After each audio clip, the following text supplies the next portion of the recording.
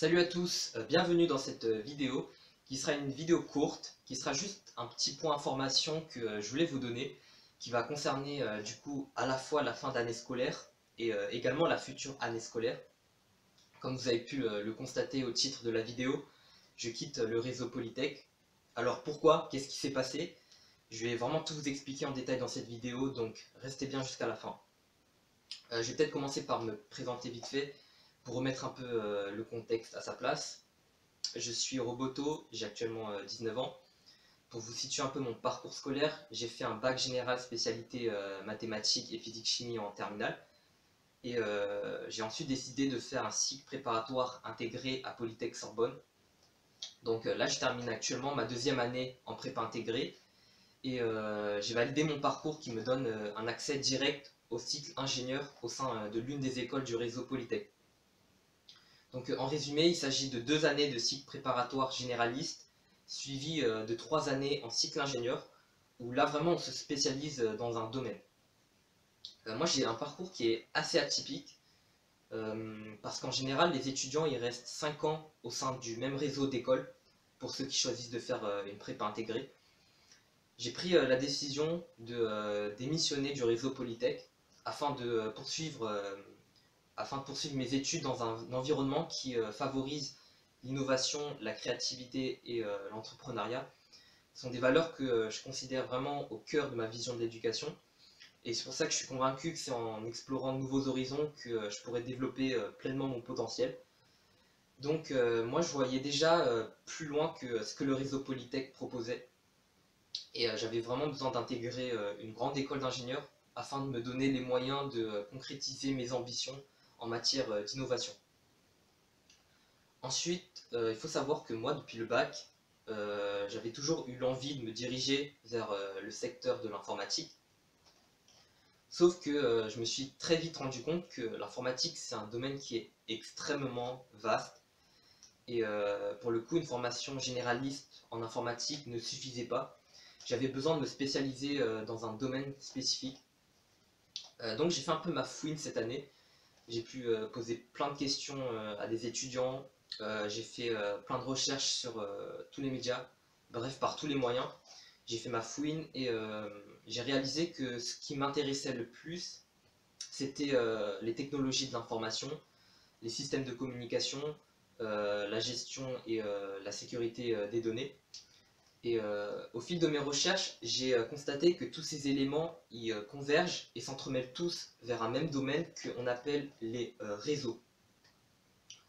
Au-delà de l'aspect technique, j'étais également attiré par l'aspect humain des réseaux. Là, pour vous dire, ça fait actuellement 2 ans maintenant que je vis seul parce que mes parents ont choisi de quitter la maison. Et du coup, les réseaux, pour moi, c'était un moyen de me connecter aux personnes et de m'ouvrir au monde. Voilà, donc l'année prochaine, j'ai décidé de faire mon cycle ingénieur en apprentissage, spécialité réseau, à Télécom Sud Paris. C'était quelque chose que j'envisageais déjà depuis le mois de décembre dernier, donc ça fait déjà un long moment maintenant. Et du coup, j'ai déposé mon dossier de candidature vers le mois de mars, puis j'ai passé des entretiens, et c'est comme ça que j'étais admissible. Pour le coup, j'ai opté pour l'alternance parce que c'est un véritable atout, il faut le dire. On obtient exactement le même diplôme que que les étudiants qui sont en formation initiale. On accumule de l'expérience et en plus on est rémunéré pendant notre formation. Voilà, on nous paye pour nos études. Donc il y a des avantages. Et le seul inconvénient qu'on vous dira, c'est oui, le fait qu'on n'a pas de vacances scolaires, certes, mais personnellement, et là c'est que mon avis personnel, je préfère me sentir utile pendant les vacances que de rester chez moi seul à rien faire. Donc c'est pour ça que l'alternance c'était quelque chose qui me tenait à cœur et que je voulais faire. Donc voilà. Pour faire peut-être un bilan de mes 2 dernières années à Sorbonne Université, déjà je tiens à souligner qu'on a reçu une formation académique excellente. On a acquis une base solide de connaissances qui touche à peu près tous les aspects de l'ingénierie. Si vous ne savez pas vers quel secteur vous souhaitez vous orienter plus tard, ce qui était mon cas, vous aurez le temps de voir votre projet d'orientation prendre forme durant ces 2 années. C'est une formation qui est très généraliste pour le coup. On a eu de la mécanique, on a eu de l'informatique, de l'électronique, de la géoscience. Et c'est vraiment à la fin de la deuxième année qu'on se spécialise dans un domaine qui est proposé par le réseau d'écoles. Donc en fonction de ce qu'on souhaite faire plus tard, certains choisiront de se spécialiser en mécanique, d'autres en électronique. Moi j'ai choisi de me spécialiser dans les réseaux et je ne regrette surtout pas. Donc voilà. Pour vous faire peut-être un bilan, c'est pas un bilan, mais peut-être pour vous expliquer un peu les origines de la création de cette chaîne. Il y a des raisons qui m'ont poussé à créer cette chaîne. Et je vais pour cela faire un petit retour en arrière sur l'année de terminale. Déjà tout d'abord, il faut savoir que moi, à l'époque, je faisais partie de la génération qui a passé le bac nouvelle réforme. Donc on a été très mal accompagné sur le déroulement des épreuves tout au long de l'année, que ce soit les élèves et même les professeurs. Juste avant cette année de terminale en plus, quand j'étais en première, nous avons connu l'année du Covid, ce qui a entraîné une interruption des cours pendant 6 mois à partir du mois de mars. Et ensuite, l'année terminale, ça s'est déroulé en distanciel toute l'année, une semaine sur deux. Donc la première semaine, c'était en présentiel pour la moitié de la classe, puis la semaine suivante, c'était en distanciel. Cette situation, ça a engendré de nombreuses difficultés et ça a rendu particulièrement l'année de terminale assez complexe. Donc je ne comprends pas pourquoi le ministre de l'Éducation, à ce moment-là, il n'a pas pris des mesures pour essayer de simplifier cette année qui était déjà assez éprouvante avec la crise sanitaire. Et au contraire, il a décidé d'ajouter une nouvelle réforme qui a suscité de l'incompréhension chez les élèves et les professeurs. Ensuite, un autre aspect marquant qui a également marqué mon année de terminale, ça a été l'absence de mes parents à la maison. Pour vous dire, là, ça fait du coup 2 ans qu'ils sont partis. Ils ont choisi de déménager dans un appartement en raison de leur nouveau travail à temps plein. Donc ça a été une période qui a été assez difficile pour moi parce que non seulement j'étais déjà sur le point d'atteindre l'âge de la majorité, et j'avais également mes choix sur Parcoursup qui allaient définir mon avenir académique. Donc entre la réforme du bac, le Covid et l'absence de mes parents, j'étais complètement déboussolé. Je ne savais plus du tout ce que je voulais faire après le bac, tout simplement parce que j'avais absolument personne pour me guider.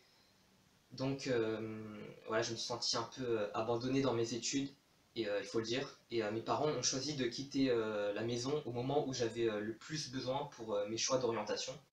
À l'époque, j'avais une préférence pour faire une classe préparatoire MPSI à Paris, ce que j'envisageais de faire depuis l'année de première.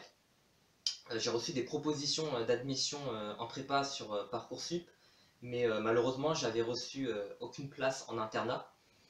Et mes parents refusaient que j'ai un logement étudiant pour éviter qu'on se disperse sur 3 logements différents.